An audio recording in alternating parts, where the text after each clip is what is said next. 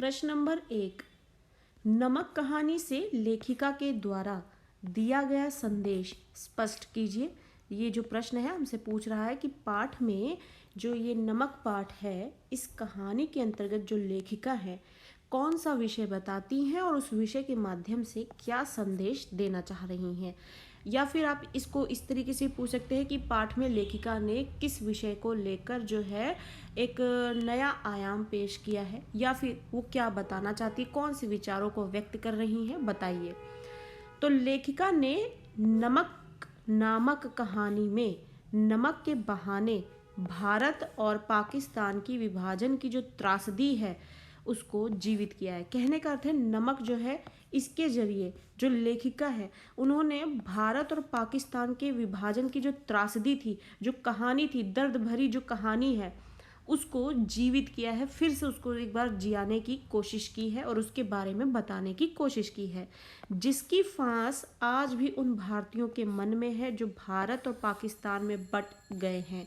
यानी जिससे उस वक्त पर जिस जिस व्यक्ति ने उस सिचुएशन को फेस किया है उसको आज भी ये बात जो है पूरी तरीके से समझ में नहीं आती है, या फिर वो समस्या देती है, वो पीड़ा पहुंचाती है जो उस परिस्थिति का सामना करके वो भारतीय हो चाहे पाकिस्तानी हो, उनके मन में कोई ना कोई जो है एक टीस रह जाती है कि ये सब आखिर क्यों हुआ। तो जिसकी फांस जो है वो आज भी उन भारतीयों के मन में है जो भारत और पाकिस्तान में बट गए हैं। विभाजन के कारण केवल देश की सीमाएं ही नहीं बल्कि परिवार तक बट गए थे। बहुत सारी हमारे आप देखेंगे कि बॉलीवुड में मूवीज़ भी हैं, आप इन सबको देखेंगे, ड्रामाज भी हैं जो इस पर बेस्ड कहानियां हैं। उनको आप देखेंगे तो आपको चीज़ें बहुत बेहतरीन तरीके से समझ में आएंगी कि आप गदर मूवी होगी, ये भी, उसमें भी भारत पाकिस्तान का जो किस्सा था वो दिखाया गया है। तो ये सारे जो है किस्से जो हैं जिसमें कि भारत और पाकिस्तान विभाजित हो रहा था, तो वहाँ पर सिर्फ देश की सीमाएं ही नहीं निर्धारित की गई थी बल्कि उसमें बहुत सारे परिवार जो है बट गए थे। अभी जल्दी में एक बहुत न्यूज़ आई थी जहाँ पर दो बहुत ज़्यादा उम्र के जो दो बुजुर्ग जो है दिखाए गए थे, दोनों भाई, एक ही माँ से पैदा हुए दो भाई जो है, एक भारत में है और एक पाकिस्तान में है। तो इस तरीके से कई सारे परिवार जो है बट गए थे। ये भी इसकी एक बहुत बड़ी त्रासदी थी। परिवार के परिवार इस प्रकार एक दूसरे से बिछुड़ गए कि उनका मिलना जो है मुश्किल हो गया। विभाजन दोनों धर्मों के लिए केवल पीड़ा ही लेकर आया। लेखिका इस कहानी के बहाने भारत और पाकिस्तान की जनता और अधिकारियों की जो छुपी हुई भावनाएं हैं, यहाँ पर जो चेकिंग में करने वाले लोग हैं, जहाँ पर जो इस कहानी के माध्यम से बताया जाता है किस तरीके से नमक छुपा कर ले जाया जाता है, तो अधिकारी जो है जब असल बात जान जाते हैं तो उनके अंदर भी जो भावनाएं छुपी हैं, जो इमोशंस हैं, उनको भी दिखाने की कोशिश की है कि हर आदमी अंदर अंदर इस चीज़ से, इस त्रासदी से पीड़ित है। कोई भी नहीं चाहता था कि ये पीड़ा का सामना किसी को भी करना पड़े, लेकिन उससे जूझना पड़ा लोगों को, और अधिकारियों की छुपी हुई जो भावनाएं हैं वो भी सामने आई, वो भी दर्शाई, जो विभाजन से आज भी खुश नहीं है। तो इस पाठ के माध्यम से लेखिका ने हमें यही बताया कि भारत और पाकिस्तान के बीच में जो ये त्रासदी हुई है विभाजन की, इससे सिर्फ सीमाएं ही नहीं निर्धारित हुई हैं, परिवार भी जो है वो बिछुड़ गए हैं एक दूसरे से। और इस तरीके से ये एक बड़ी त्रासदी थी, जिसने भी इसका सामना किया है वो इससे जूझ कर जो है आज तक ये एक फांस की तरह उनके जीवन में रह गई है, और वो इस बात से जो है वाकिफ अभी भी जो है उतनी तरीके से उस चीज़ को समझ नहीं पाते कि ये सारी चीज़ें हुई क्यों, क्या ज़रूरत थी धर्मों के बहाने जो है पाकिस्तान और भारत को बनाने का, विभाजन करने का। और इस तरीके से अधिकारियों के मन में भी जो है कुछ भावनाएं ऐसी हैं जो ये दिखाती हैं कि वो भी जो है इतना इस विभाजन से खुश नहीं है। तो इस तरीके से भारत और पाकिस्तान के विषय को लेकर लेखिका ने नमक के बहाने से भारत और पाकिस्तान के विषय को यहाँ पर उजागर किया, उसको जीवित किया है, जो ये त्रासदी हुई थी विभाजन की उसकी जानकारी दी है। प्रश्न नंबर 2, जब साफिया अमृतसर के पुल पर चढ़ रही थी तो कस्टम ऑफिसर निचली सीढ़ी के पास सिर झुकाए चुपचाप क्यों खड़े थे। कस्टम ऑफिसर की बात हो रही है यहाँ पर, जो निचली सीढ़ी के पास खड़े थे और सिर झुकाकर चुपचाप खड़े थे, क्यों, ऐसा क्यों हुआ। कस्टम अधिकारी जो है उनका हृदय मानवीय भावनाओं से भरपूर था, यानी मानवता उनमें कूट कूट के भरी हुई थी, इंसानियत भरी हुई थी, और उनमें भी बहुत सारे इमोशंस थे जो वो समझते थे कि भारत और पाकिस्तान के विभाजन के दौरान जो भी कुछ हुआ उसमें आम जनता के साथ जितना गलत हुआ है उसकी भरपाई कभी भी नहीं की जा सकती है। और जो अपनी आंखों से इन सब चीज़ों को देखा है, समझा है, उसने फेस किया ऐसी सिचुएशन को, उनकी जो भावनाएं हैं, जो उनकी इमोशंस हैं, वो आज भी दोनों तरफ से एक ही समान है। यानी वो चाहे भारतीय हो चाहे पाकिस्तानी हो, उनके लिए एक जैसी भावना है, क्योंकि वो उनको कितनी पीड़ा पहुंची उस नज़रिए से देखते हैं। तो कस्टम अधिकारी का जो हृदय है वो मानवीय भावनाओं से भरा हुआ था। शायद वे सोच रहा था कि भारत पाकिस्तान का जो विभाजन है वो लोगों के दिलों को नहीं बांट पाया है। यानी भारत और पाकिस्तान तो अलग हो गए, सीमाएं तो निर्धारित कर दी गई हैं, लेकिन लोगों के दिलों को नहीं बांट पाए वो। हमारी संस्कृति भाषा जब एक ही थी तो विभाजन की आवश्यकता ही नहीं थी। कस्टम अधिकारी के अनुसार भारत पाक विभाजन ने सीमा के दोनों तरफ के विस्थापितों, जो एक जगह को छोड़कर दूसरी जगह बस गए हों, उनको विस्थापित कहते हैं। वो दोनों तरफ के जो विस्थापित हैं, यानी विभाजन के दौरान जो पाकिस्तान में थे वो पाकिस्तान छोड़कर जब भारत आ गए, और जो लोग भारत में रहते थे वो भारत को छोड़कर जब पाकिस्तान चले गए, तो ये विस्थापित जो हैं उनको राजनीतिक बाधा के कारण अलग तो कर दिया गया, किंतु उनके दिल अभी भी जुड़े हुए हैं। जो लोग भारत में पहले रहते थे लेकिन विभाजन के कारण उन्हें जब पाकिस्तान जाना पड़ा, तो क्या वो भारत की उस ज़मीन को भूल गए हैं? उससे जुड़ी उनकी यादें थोड़ी भूल पाए हैं, वो अपने दिल को उससे नहीं जुदा कर पाए हैं वो लोग।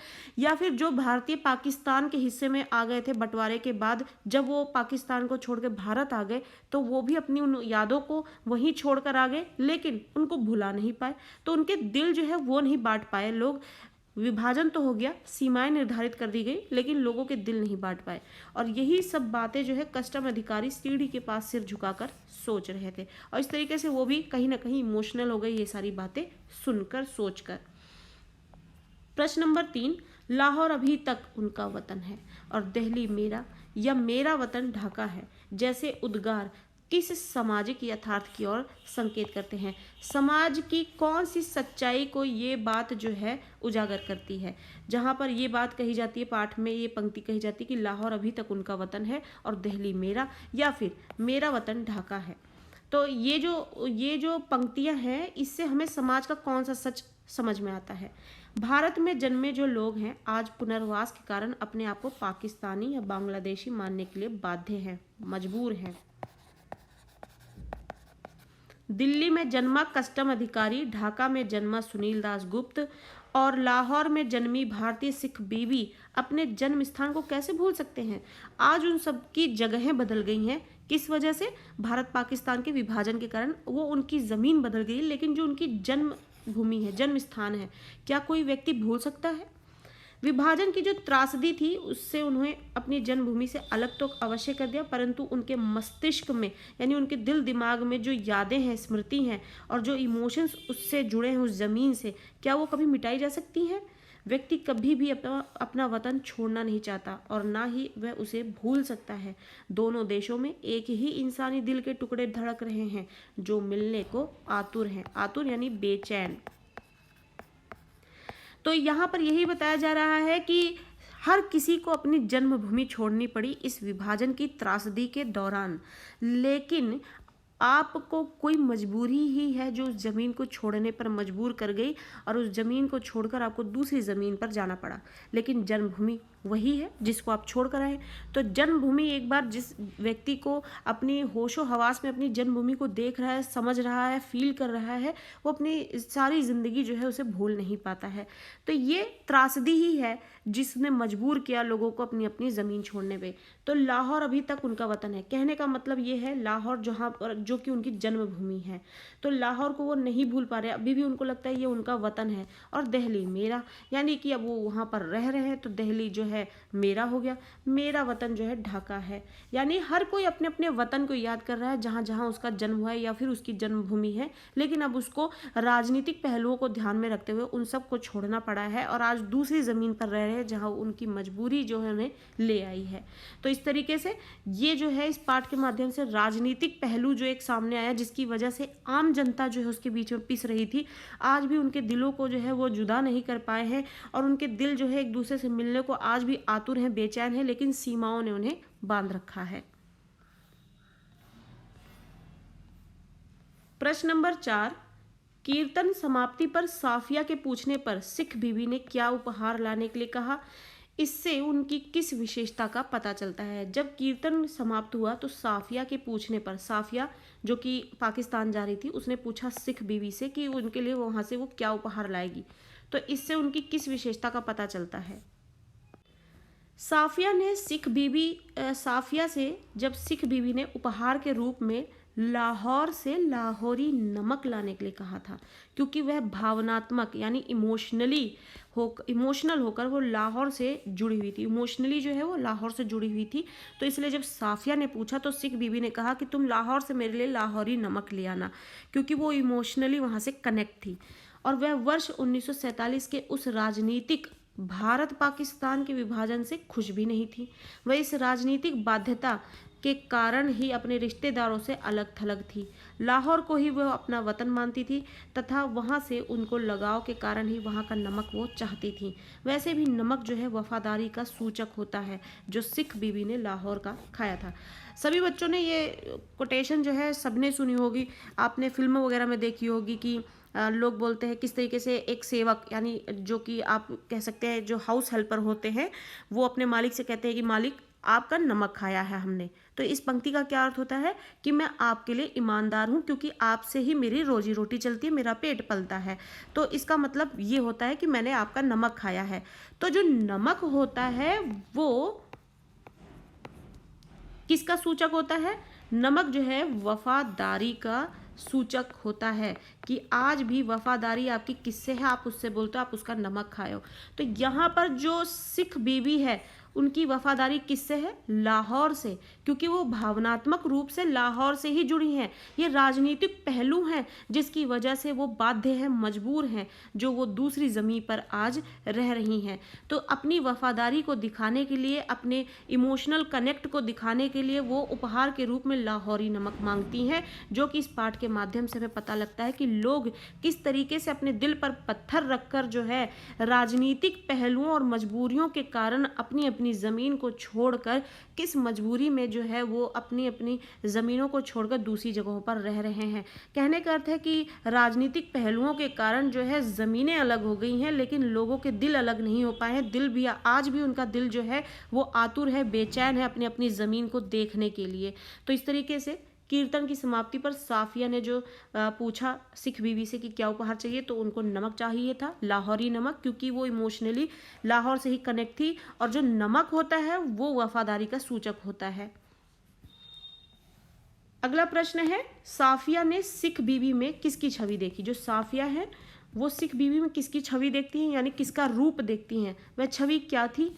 या फिर इसी प्रश्न को इस तरीके से पूछ सकते हैं कि सिख बीवी के प्रति साफिया जो है आकर्षित क्यों हुई, यानी सिख बीवी जो है वो साफिया से क्यों इम्प्रेस हो जाती है। नमक पाठ के आधार पर बताइए। साफिया जो कि जा रही थी पाकिस्तान, सिख बीवी जो कि हमने भी पिछले प्रश्न में पढ़ा कि वो भी लाहौर से ही कहीं ना कहीं जुड़ी हुई थी और वो उसी को अपने इमोशनल कनेक्ट में रखती थी। तो साफिया और सिख बीवी किस तरीके से एक दूसरे से कनेक्ट थी, वो एक दूसरे में क्या किसकी छवि देखती थी और जो है वो क्यों एक दूसरे से इम्प्रेस थी, यानी सिख बीवी जो है वो साफिया से क्यों इम्प्रेस थी। सिख बीवी जो है उनको देखकर साफिया बिल्कुल हैरान रह गई, क्योंकि साफिया ने सिख बीवी में अपनी माँ की छवि देखी थी। जो साफिया है वो सिख बीवी में अपनी माँ को देखती है। सिख बीवी उसकी माँ से बहुत मिलती जुलती थी, उसकी माँ के जैसे ही वह भारी भरकम शरीर वाली थी। उनकी आंखें छोटी छोटी थी, जिनसे नेकी यानी कि ईमानदारी, मोहब्बत और रहमदिली यानी कि दया भावना की रोशनी जो है फूट रही थी। चेहरे पर भोलापन माँ जैसा ही था और सिख बीवी ने जिस प्रकार का सफ़ेद मलमल का दुपट्टा ओढ़ रखा था, उसी प्रकार का मलमल का दुपट्टा जो है उसकी माँ भी मुहर्रम के दिनों में ओढ़ा करती थी। सिख बीवी में अपनी माँ की ये छवि देखकर साफिया जो है उनके प्रति आकर्षित हो जाती है, क्योंकि साफिया को पूरा का पूरा जो रूप आकार है वो सिख बीवी में अपनी माँ जैसा दिखता है, तो इसलिए वो उनसे इम्प्रेस होती हैं। और जब वो पाकिस्तान के लिए जाती हैं तो उनसे ये भी पूछती है कि वो उनके लिए क्या उपहार लेकर आए हैं, और इसी वजह से वो उनमें अपनी माँ की छवि देखती हैं। और उसके बाद जो है वो उनसे इसलिए आकर्षित होती हैं क्योंकि वो उनमें अपनी माँ देखती हैं और माँ की वजह से ही जो है उनसे वो इम्प्रेस हो जाती हैं। प्रश्न नंबर 6, साफिया को लाहौर में किस समस्या का सामना करना पड़ा? साफिया जब पाकिस्तान जाती है, लाहौर में पहुंचते ही वो किन समस्याओं का सामना करती है? साफिया 15 दिनों के लिए अपने सगे भाइयों, रिश्तेदारों, दोस्तों और मित्रों से मिलने पाकिस्तान आती है। 15 दिन दोस्तों और रिश्तेदारों द्वारा की गई खातिरदारियों में ऐसे बीत गए कि पता ही नहीं चला। दोस्तों अजीजों द्वारा अपना प्यार जताने के लिए उपहार स्वरूप लाए गए सामानों के कारण उसके पास इतना सामान हो गया कि उन्हें पैक करने की समस्या उत्पन्न हो गई। अब कौन सी समस्या का सामना करना पड़ रहा है जो हमें प्रश्न में ही पूछा गया है? वो ये कि वो पाकिस्तान जाती है सिर्फ 15 दिनों के लिए अपने भाइयों, रिश्तेदारों और दोस्तों से मिलने के लिए, और उसे इतना प्यार मिलता है वहाँ पर कि हर कोई उससे जब मिलने आता है तो कोई ना कोई उससे उपहार देकर ही जाता है। इतने उपहार हो जाते हैं उसके पास कि वो कोई भी उपहार यहाँ छोड़कर नहीं जाना चाहती, अपने साथ लेकर जाना चाहती है, और इसी से समस्या उत्पन्न होती है उसे पैक करने की। इसके अतिरिक्त सबसे बड़ी समस्या थी वह बादामी रंग की पुड़िया थी जिसमें लाहौरी नमक था, जो कि वो किसके लिए लेके जा रही थी? वो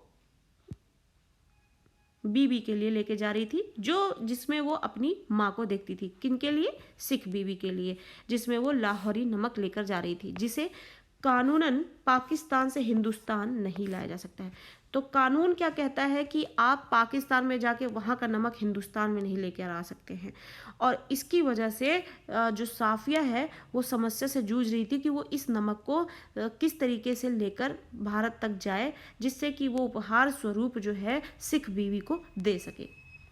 प्रश्न नंबर 7, अपने पुलिस भाई की सलाह सुनते ही साफिया के ऊपर क्या असर हुआ?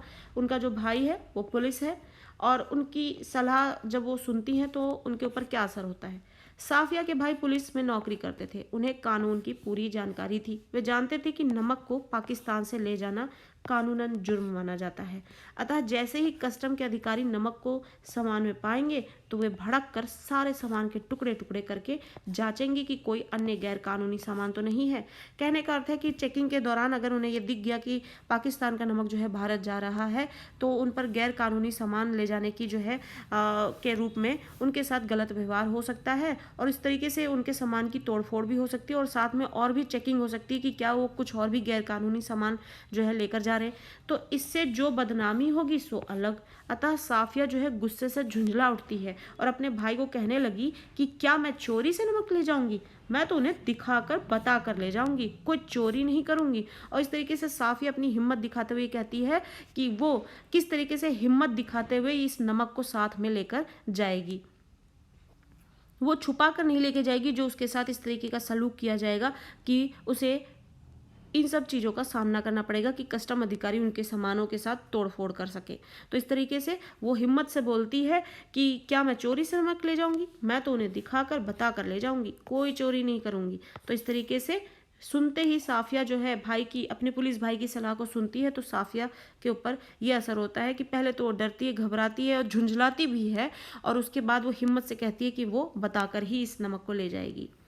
प्रश्न नंबर 8, साफिया और उसके भाई के विचारों में नमक पाठ में क्या अंतर पाया गया? ये जो पाठ नमक हमने पढ़ा है उसमें साफिया और उसके भाई के विचारों में क्या फ़र्क देखने को मिलता है?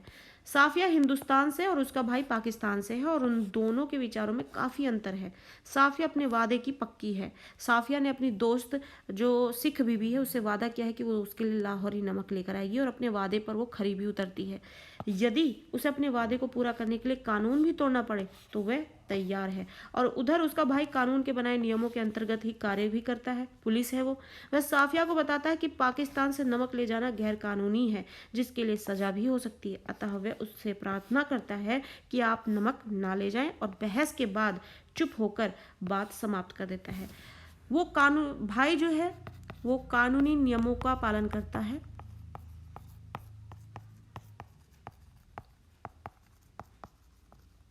बहन जो है, जो कि जिनका नाम है साफिया, वो अपने वादों की पक्की है। ये दोनों में ये बेसिक विशेषताएं हैं जिसके बेसिस पर जो इनके व्यवहार हैं वो दिखते हैं, और पाठ में इनका व्यवहार साबित करता है किस तरीके से साफिया अपनी सहेली की, या फिर जिसमें वो अपनी माँ की छवि देखती है और उससे ये वादा करती है कि उपहार के रूप में वो लाहौरी नमक लेकर आएगी, तो अपने वादे की पक्की होने की वजह से वो उस पर खरी उतरती दिखती है। और भाई जो है कानूनन जो है अपने नियमों का जो जानकारी रखता है उसका पालन करते हुए अपनी बहन को भी इस चीज़ की सलाह देता है कि कानून की जो है नियमों को हमें मानना चाहिए। तो इस तरीके से दोनों में जो विचारों की जो मुठभेड़ होती हुई दिखती है वो ये देखने को मिलता है पाठ में। प्रश्न नंबर 9, साफिया और उसके भाई की जो बहस है जो नमक को हिंदुस्तान ले जाने के ऊपर शुरू हुई थी, उसका क्या हल निकलता है। साफिया जो साफ दिल की थी और उसका भाई जो कस्टम के नियमों और कानूनों को बहुत अधिक भली प्रकार से जानता था, और दोनों की बहस ने नियम और इंसानियत के अंतराल का रूप धारण कर लिया। बहन जो है वो इंसानियत पर चल रही थी और भाई जो है वो कानून के नियमों का पालन करते हुए ईमानदारी दिखा रहा था। तो इंसानियत और ईमानदारी टकरा रही थी यहाँ पर, क्योंकि बहन जो है इंसानियत के नाम पर लाहौरी नमक ले जाना चाहती थी, और छुप छुपा कर नहीं बल्कि डंके की चोट पर। और भाई जो है कानूनी नियमों को जानता है, दांव पेचों को जानता है, और कानून के साथ धोखाधड़ी नहीं कर सकता अपनी बहन के लिए। तो इसके साथ वो कानून के साथ अपनी ईमानदारी को दिखाता हुआ दिखता है, जो कि दोनों भाई बहनों में इस तरीके का विचारों का जो मुठभेड़ होती हुई दिख रही है वो देखने को मिलता है। तो यहाँ पर बहस ने नियम और इंसानियत के अंतराल का रूप धारण कर लिया। पुलिस भाई उसको कानून की बनाई गई सीमाओं के अंतर्गत नमक ना ले जाने की सलाह दे रहा था, जबकि साफिया जो है मोहब्बत में, प्यार में इंसानियत का हवाला देते हुए कह रही थी कि नमक ले जाने में कोई समस्या नहीं आएगी, वह सब कुछ कस्टम अधिकारी को बताकर ही ले जाएगी। अंत में वह गुस्से से अपने कमरे में चली गई और उसका भाई जो है बहस समाप्त होने पर चुप हो जाता है। तो इस तरीके से उन दोनों की बहस इस तरीके से होती है, और इसका हल ये निकलता है कि भाई अपने जो समझ होती है उसके अनुसार बहन को सलाह देता है कि उसको कानून के नियमों का उल्लंघन नहीं करना चाहिए, और बहन जो है वो इंसानियत पर टिकी हुई है और अपनी इंसानियत का वो दावा करते हुए और अपने वादों की पक्की है, खरी है, इसको साबित करती है। प्रश्न नंबर 10, लाहौर की वह रात लेखिका के मन पर गहरा असर डाल गई। लाहौर की कौन सी रात, ऐसी वो उस रात क्या हुआ ऐसा लाहौर में उसके साथ लेखिका के जो मन पर गहरा असर डाल देती है। इस कथन के संदर्भ में लाहौर में बिताई गई रात का वर्णन साफिया कैसे करती है, और साफिया ने लाहौर में स्वप्न में कौन कौन से दृश्य देखे। यानी लाहौर में एक रात साफिया ने सपने में कौन कौन से दृश्य देखे जिसका वर्णन हमें पाठ में मिलता है, वो भी बताना है हमें। रात के लगभग 1:30 बजे थे। हवा खिड़की की जाली से आ रही थी। बाहर ठंडी और खुली चांदनी थी। सामने की दीवार पर चंपा के पेड़ का अक्स लहरा रहा था। यहाँ उसके 3 सगे भाई थे। बाप की कब्र थी। नन्हे मुन्ने भतीजे भतीजियाँ थी जो उससे पूछते थे कि आप हिंदुस्तान में क्यों रहती हैं, जहाँ वे नहीं जा सकते। उन सब के बीच एक सरहद थी जो साफिया को उन सब से अलग करती थी। साफिया जो कि अलग से भारत में है और बाकी सारे रिश्तेदार जो है उसके पाकिस्तान में है। उसके भतीजे और भतीजे उससे पूछते थे कि आप हिंदुस्तान में क्यों रहती हैं जहाँ हम नहीं जा पाते हैं। इकबाल का मकबरा, लाहौर का किला, किले के पीछे डूबते सूरज की नारंगी किरणें, आसपास में फैलता अंधेरा, रंगीन अंधेरे में बहती हुई नरम हवा आदि को साफिया ने स्वप्न में देखा। साफिया ने अपने स्वप्न में 2 इंसानों को मकबरे की सीढ़ियों पर सिर झुकाए चुपचाप, उदास और बेजान देखा। इसके अतिरिक्त उसने हवा में रची हुई मौलसिरी की खुशबू महसूस की। तभी अचानक उसकी आंखें खुल जाती हैं। शायद स्वप्न में उसने मकबरे की सीढ़ियों के नीचे से दूब की एक पत्ती तोड़ ली थी। कहने का अर्थ है कि पाकिस्तान से नमक ले जाने की जो घटना है जिसका वर्णन इस पाठ में हुआ है, उसी को इनडायरेक्ट वे में आप एक कह सकते हैं फिलोसफिकल वे में उसने अपने सपनों में देखा है, और इस तरीके से साफिया अपने इस सपन का जिक्र जो है पाठ में करती हुई दिखती है। प्रश्न नंबर 11, साफिया जब फर्स्ट क्लास के वेटिंग रूम में बैठी हुई गाड़ी का इंतजार कर रही थी तब उसकी मन स्थिति, उसकी मन की स्थिति कैसी थी? क्या वो बेचैन थी, परेशान थी, खुश थी, क्या थी वो स्थिति? साफिया हिंदुस्तान से पाकिस्तान अपने सगे भाइयों से मिलने आई थी। 15 दिनों के मिलन के पश्चात अब वह वापस जा रही थी। वेटिंग रूम में बैठे हुए उसके मस्तिष्क में यही मंथन, टेंशन चल रही थी कि बादामी रंग की जो नमक की वह पुड़िया है किस प्रकार उपहार के रूप में सिख बीवी के पास पहुंचेगी। वह अपने वायदे को भी पूरा करना चाहती थी और अपने भाई की दी हुई सलाह का भी मान रखना चाहती थी कि कानून इस बात की आज्ञा नहीं देता है कि नमक जो है पाकिस्तान से भारत ले जाया जाए। इसी चिंता में वो अपने भाई को जो प्लेटफॉर्म पर हाथ में टिकट पकड़े घूम रहा था देखते हुए किसी तरकीब को, यानी कोई ऐसा आइडिया निकालना चाहती थी जिससे सारा काम बन जाए और कोई परेशानी भी ना हो। तो वो कोई ना कोई प्लान कुछ सोच रही थी कि क्या किया जाए ऐसा जिससे कि हर चीज़ जो है वो बेहतरीन हो जाए, जो उसकी दुविधापूर्ण मनस्थिति को स्पष्ट करता है। तो यहाँ पर उनकी मनस्थिति कैसी थी? दुविधापूर्ण। वो परेशान थी, दुविधा में थी, संशय में थी कि क्या किया जाए ऐसा जिससे कि हर काम जो है बेहतरीन तरीके से हो जाए, किसी भी तरीके की कोई समस्या ना हो।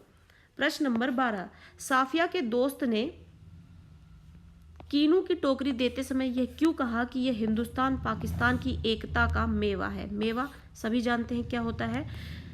तो जब दोस्त ने उनको कीनू की टोकरी दी तो ये हिंदुस्तान पाकिस्तान की एकता का मेवा क्यों बताया उसे? संतरा व माल्टा दो फलों को मिलाकर एक नया फल कीनू पैदा किया जाता है।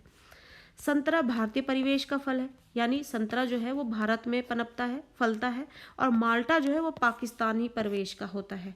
इन दोनों फलों से उत्पन्न फल जो होता है वो कीनू कहलाता है, जो माल्टे की ही तरह मीठा और रंगीन होता है तथा संतरे की तरह नाजुक होता है।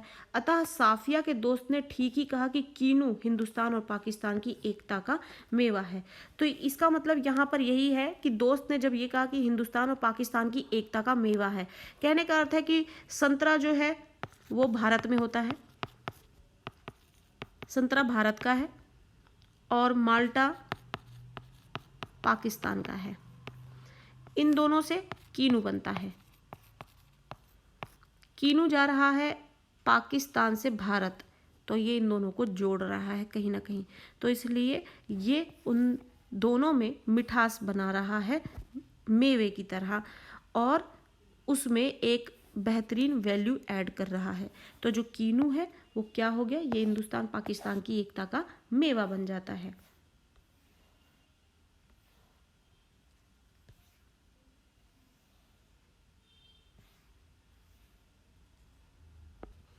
प्रश्न नंबर 13, नमक की पुड़िया को लेकर साफिया के मन में क्या द्वंद्व था? साफिया के भाई ने नमक ले जाने के लिए मना क्यों कर दिया था? या फिर इसी प्रश्न को इस तरीके से पूछ सकते हैं कि नमक की पुड़िया ले जाने और ना ले जाने के बारे में साफिया के मन का द्वंद्व स्पष्ट कीजिए। या फिर इसी प्रश्न को इस तरीके से पूछ सकते हैं कि साफिया के भाई ने नमक की पुड़िया ले जाने से क्यों मना कर दिया। यहाँ पर पाठ में हमें जब ये सिचुएशन दी गई है, दिखाई गई है कि साफिया जो है अपनी सिख बीवी के लिए जो है लाहौरी नमक ले जाना चाहती है, लेकिन लाहौर पाकिस्तान का नमक जो है भारत ले जाना कानूनन जुर्म है, और भाई ने ये बात समझाई है कानून के नियमों को, लेकिन साफिया जो है वो नमक ले जाना चाहती है किसी ना किसी तरीके से। तो इसके बारे में जो चर्चा की गई है पाठ में, इससे साफिया के मन में किस तरीके की टेंशन चल रही है, बात चल रही है, द्वंद्व चल रहा है, वो बताना है। साफिया अपनी सहेली की माँ के लिए लाहौरी नमक की पुड़िया ले जाना चाहती थी, परंतु सीमा पार नमक ले जाने पर प्रतिबंध था, रोक थी। उसे विश्वास था कि कस्टम वाले उसे नमक ले जाने देंगे। वह मानवता में आस्था रखती थी, यानी इंसानियत नाम की भी कोई चीज़ होती है, इसमें वो विश्वास रखती थी। परंतु उसके भाई का कहना था कि उसे नमक की पुड़िया नहीं ले जानी चाहिए, अन्यथा कस्टम अधिकारी उसे अपमानित करेंगे। फिर भी प्रारंभ में वह नमक की पुड़िया अपने दोस्त के द्वारा उपहार स्वरूप दी गई कीनुओं की टोकरी में छिपाकर ले जाने का निर्णय करती है। जब भाई द्वारा ये बताया जाता है कि कस्टम अधिकारी उसे अपमानित करेंगे और उसके साथ ये गलत होगा, तो नमक ले जाना जुर्म है, ना ले जाए, तो साफिया जहाँ पे प्लान करती है कि दोस्तों के द्वारा जो कीनू की टोकरी दी गई है उन कीनुओं की टोकरी में ये नमक छिपाकर वो ले जाएगी और इसका ये निर्णय ले लेती है, लेकिन उसे लगता है कि इस प्रेम उपहार को उसे चोरी छिपे नहीं ले जाना चाहिए। इस प्रकार उसके मन में जो ये द्वंद्व उभरता है। साफिया का भाई स्वयं भी एक पुलिस अधिकारी था, अतः वह जानता था कि पाकिस्तान से नमक भारत ले जाना गैर कानूनी है।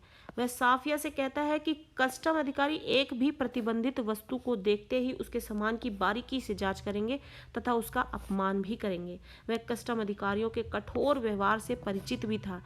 इस आशंका के चलते ही पुलिस में काम करने वाले साफिया के भाई ने नमक की पुड़िया ले जाने के लिए मना कर दिया।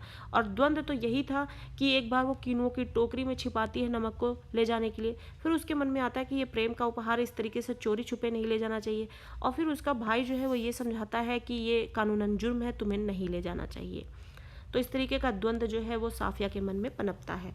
प्रश्न नंबर 14, साफिया कस्टम अधिकारी की तरफ किस सोच और प्रतिबद्धता के साथ बढ़ी?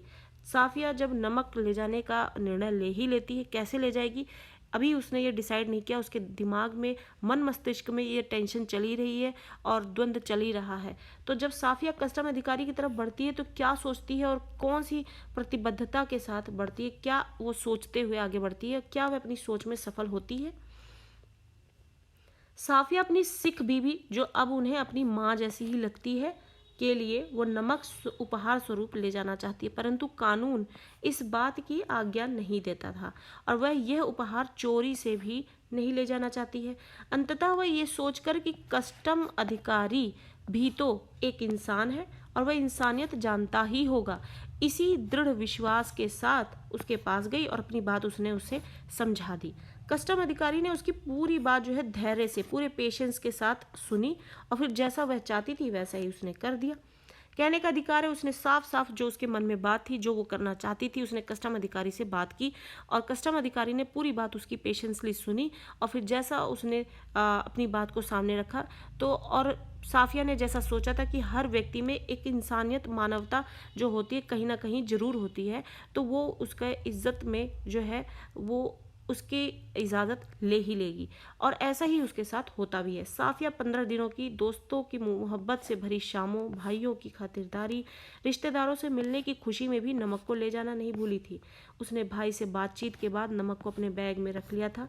कस्टम की जांच से पहले उसने कस्टम अधिकारी को अपनी समस्या बताने का फैसला किया और वह ये बिल्कुल नहीं चाहती थी कि सिख बीवी द्वारा मांगा गया उपहार चोरी से ले जाया जाए।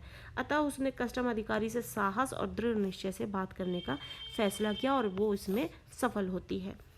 प्रश्न नंबर 15, नमक कहानी में भारत व पाकिस्तान की जनता जो आरोपित भेदभावों के बीच मोहब्बत का नमकीन स्वाद घुला हुआ है, कैसे? यानी कि भारत और पाकिस्तान के बीच का जो माहौल है दुनिया जानती है, वो उसकी जो जनता है आरोपित भेदभावों के बीच भी मोहब्बत का जो नमकीन सा स्वाद है वो घुला हुआ है, कैसे? यानी उनके बीच में वो मोहब्बत बनी हुई है कहीं ना कहीं, जो सामने नहीं दिखती है, पर वो कैसे बनी हुई है? नमक कहानी में भारत और पाकिस्तान के बीच जो आरोपित भेदभाव के बीच मोहब्बत का नमकीन स्वाद व्याप्त है, बना हुआ है, वो कहानी में सीमा के दोनों तरफ के विस्थापित और पुनर्वासित जो जन है, लोग हैं, उनकी मार्मिक व्यथा है। मार्मिक यानी उनके जीवन की एक दुख भरी गाथा है। कहने का अर्थ है कि हर कोई अपनी ज़मीन जो है छोड़कर दूसरी जगह पर बसा हुआ है। जब राजनीतिक पहलुओं को और मायनों को ध्यान में रखते हुए लोगों को अपनी अपनी जगह छोड़नी पड़ी और भारत पाकिस्तान के बीच जो ये त्रासदी हुई है विभाजन की, उससे अफेक्ट होकर लोगों ने जो पुनर्वास किया है, विस्थापित हुए हैं, वो उससे जो भी जूझा है उसका दर्द वही जानता है। तो नमक जैसी जो छोटी सी चीज का प्रतीकार्थ दोनों तरफ के लोगों के बीच की मोहब्बत को प्रमाणित करता है। नमक जो है वो प्रेम मोहब्बत का प्रतीक होता है, क्योंकि नमक जो है, नमक के स्वाद में अपनापन है। यह नमकीन स्वाद से प्रेम मोहब्बत का तात्पर्य है। कस्टम अधिकारी एक संवेदनशील यानी इमोशनल व्यक्ति था, अतः वह लेखिका को को मन नमक की पुड़िया लौटाते हुए भावुक हो उठा। वह ये जानता था कि अपनों से मिलना और बिछुड़ना वही महसूस कर सकता है जो मिलता और बिछुड़ता रहता है, अन्य कोई नहीं। तो इस तरीके से जो कस्टम अधिकारी था वो कहीं ना कहीं इमोशनल कनेक्ट अपने पास रखता था और वो ये फील कर सकता था कि भारत और पाकिस्तान की सिचुएशन को, और उसके बाद जो लोगों से अपने लोगों से मिलते और बिछुड़ते इतनी मुश्किलों से मिलना जुलना होता है, किस तरीके से साफिया भारत से पाकिस्तान गई है वो इतना भी आसान नहीं होता है। और इस तरीके से अपने रिश्तेदारों से जो मिलना बिछुड़ना जिनके साथ बना रहता है वो ही उनके बीच का प्रेम ज़्यादा गहराई से समझ पाते हैं। और इस तरीके से कस्टम अधिकारी जो है साफिया को इजाज़त दे देता है नमक ले जाने की। प्रश्न नंबर 16, दोनों देशों के कस्टम अधिकारियों ने साफिया के साथ कैसा व्यवहार किया? नमक कहानी के किसी ऐसे मार्मिक प्रसंग का सकारण यानी कारण के साथ उल्लेख कीजिए जिसने आपके दिल को छुआ है। कहने का मतलब है कि दोनों देशों के कस्टम अधिकारी, अब जब साफिया पाकिस्तान से जा रही है तो पाकिस्तान के कस्टम अधिकारियों से भी सामना करना है और भारत पहुंचकर भारत के भी कस्टम अधिकारियों से सामना करना है। तो दोनों ही कस्टम अधिकारियों से उसने सामना किया है, अपनी मन की बात जो है जो उसने चाहा है सामने रखा है। तो इसके बाद साफिया के साथ कैसा व्यवहार किया गया है? दोनों देश के कस्टम अधिकारियों ने साफिया की सोच का सम्मान किया। उन्होंने मोहब्बत की ऊंची सर्वमान्य स्थिति के कारण कानून का उल्लंघन करके साफिया को नमक ले जाने में सहायता की। कानूनन जुर्म है नमक तो ले जाना, लेकिन इस जुर्म को वो जुर्म नहीं मानते, ये मोहब्बत मानते हैं, जिसकी वजह से वो उसको इजाज़त दे देते हैं जब साफिया साफ साफ अपने दिल की बात जो है उनके सामने रख देती है। एक ने दिल्ली को अपना वतन बताया और दूसरा ढाका को अपना वतन बता रहा था। उनकी दिल की जो भावनाएं हैं इतनी प्रबल हो गई थी कि वो अपने वतन के लिए वे कुछ भी करने के लिए अब तैयार हो गए। साफिया की जो सहजता है और भावुकता से कही गई बात ने दोनों देशों की सीमाओं को समाप्त ही कर दिया था। यानी जितनी ही आसानी से इस बात को कोई दूसरा व्यक्ति होता, आम आदमी जो है इस बात को कहने से डरता, लेकिन बहुत ही आसानी से साफिया ने कस्टम अधिकारियों के सामने अपनी बात रखी और बहुत ही भावुक होकर इमोशंस के साथ अपनी बातों को कहा, जिससे कि दोनों तरफ के देशों के जो कस्टम अधिकारी हैं उसके इमोशन को समझते हैं और उसकी सहजता को देखकर वो इम्प्रेस होते हैं और वो दोनों देशों की सीमाओं को समाप्त कर देते हैं और उस नमक को ले जाने की इजाज़त दे देते हैं। नमक कहानी में जब कस्टम अधिकारी नमक की पुड़िया को स्वयं लपेटकर उसे साफिया के बैग में रखता है तथा उसे देते हुए कहता है कि जामा मस्जिद की सीढ़ियों को मेरा सलाम कहिएगा। जिस तरीके से साफिया अपनी सहेली की माँ के लिए लाहौरी नमक लेके जा रही थी, भारत में रहने वाली जो दोस्त है उसकी माँ लाहौर का नमक चाहती है, वैसे ही लाहौर का व्यक्ति जो है कस्टम अधिकारी जो है वो भारत के जामा मस्जिद की सीढ़ियों को सलाम करने के लिए कहता है और उन खातून को नमक देते हुए कहिएगा कि लाहौर अभी तक उनका ही वतन है और दिल्ली जो है मेरा, बाकी सब रफ्ता रफ्ता ठीक हो ही जाएगा। तो ये प्रसंग जो है मन को अनायास ही छू जाता है और इस तरीके से देखने को मिलता है कि हर व्यक्ति कहीं ना कहीं एक व्यक्ति दूसरे देश से कनेक्ट है, लेकिन मजबूरियां हैं, राजनीतिक मजबूरियां हैं जिनके कारण जो है सीमाओं ने उनको बांध दिया है, लेकिन दिल जो है अभी भी उन सीमाओं को जो है सीमाओं में बंद कर नहीं रह पाया है। प्रश्न नंबर 17, साफिया के लिए नमक इतना महत्वपूर्ण क्यों था? नमक लाने में किन किन का सहयोग मिला? नमक कहानी में नमक की पुड़िया मानवीय भाईचारे एवं प्रेम का प्रतीक बन गई। नमक की पुड़िया जो है उसका सफ़र दोनों तरफ के लोगों के बीच की मोहब्बत को प्रमाणित करता है। इसी कारण साफिया के लिए नमक इतना महत्वपूर्ण हो गया था। नमक लाने में दोनों देशों के कस्टम अधिकारियों ने अपना पूरा सहयोग दिया। भारत और पाकिस्तान दोनों देशों के कस्टम अधिकारियों ने साफिया की सोच का सम्मान किया। उन्होंने भाईचारे एवं प्रेम की ऊंची मान्यताओं को बनाए रखने के लिए कानून का उल्लंघन करने दिया और पाकिस्तान के कस्टम अधिकारी ने दिल्ली को अपना वतन यानी जन्मस्थली जन्मभूमि माना, तो भारत के कस्टम अधिकारी ने ढाका को। दोनों और के लोगों के दिलों में राजनीतिक सीमा अपना अर्थ खो चुकी थी। यानी दिलों में जो है लोग अपनी राजनीतिक सीमा को बिल्कुल नहीं मानते हैं। बाकी भूमि पर जो सीमाएं बना दी गई हैं वो तो है, लेकिन दिलों में लोगों ने राजनीतिक सीमा को बिल्कुल भी नहीं अर्थ दिया है। प्रश्न नंबर 18, नमक ले जाने के बारे में सफिया के मन में उठे जो द्वंद्व हैं उसके आधार पर उसकी चारित्रिक विशेषता को स्पष्ट कीजिए।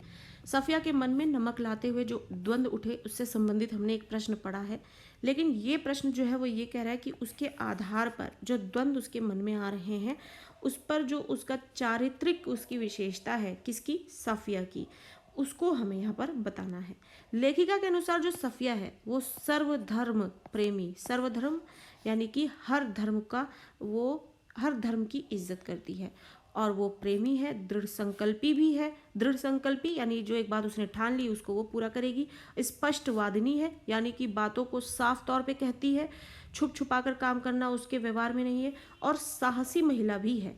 तो ये उसके चरित्र की खास विशेषताएं हैं कि वो सर्वधर्म धर्म प्रेमी है, दृढ़ संकल्पी है, स्पष्टवादिनी है और साहसी महिला है।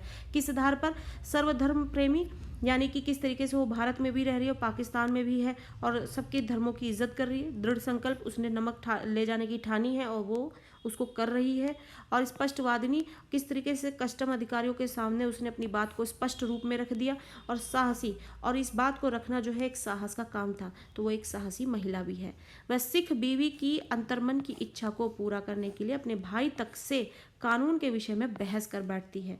अपना वादा पूरा करने के लिए वह किसी भी प्रकार का कष्ट और परेशानी, यानी इतना कष्ट और परेशानी उसने क्यों सही? कौन सी कष्ट और परेशानी? कस्टम अधिकारियों से इतना डर डर कर अपनी बातों को सामने रखना, दिन रात उसके बारे में सोचना कि इस नमक को भारत तक कैसे ले जाए। वो ये साहस जो है क्यों जुटाती है? किसकी वजह से? अपनी सहेली की माँ के लिए, जिसमें वो अपनी माँ की छवि देखती है और फिर वो ये वादा कर चुकी है कि वो उनके लिए लाहौरी नमक लाएगी। तो ये सारा कष्ट और परेशानी वो क्यों सहती है? अपने वादों को पूरा करने के लिए।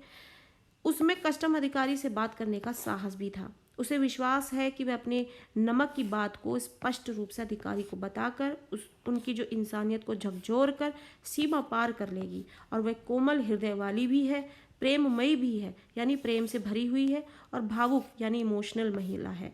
वह जाति और धर्म आदि को महत्व नहीं देती है, बल्कि प्यार और इंसानियत को महत्व देती है।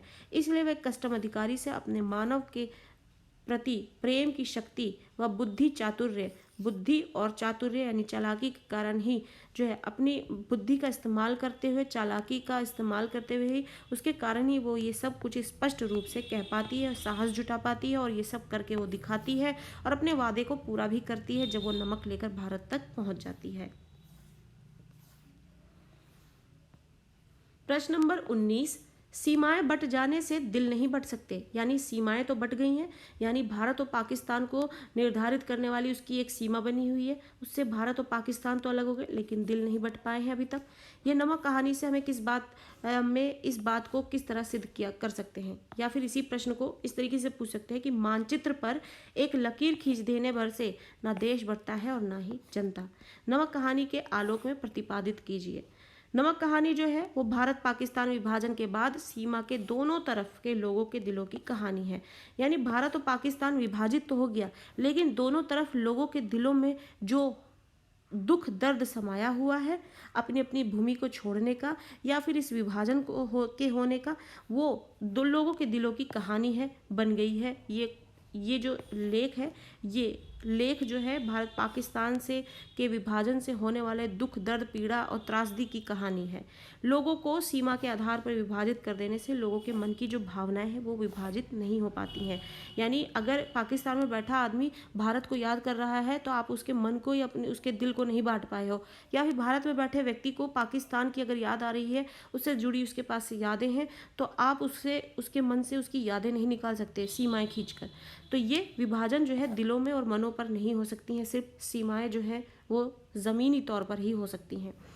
जन सामान्य का लगाव जो है मूल स्थान से बना ही रहता है, यानी जो उसका जन्म स्थान होता है वो अपना उसका मूल स्थान होता है, वो उसका जो है सारी ज़िंदगी जो है उसके मरते दम तक उसको उसकी याद बनी ही रहती है और उसका लगाव भी बना ही रहता है।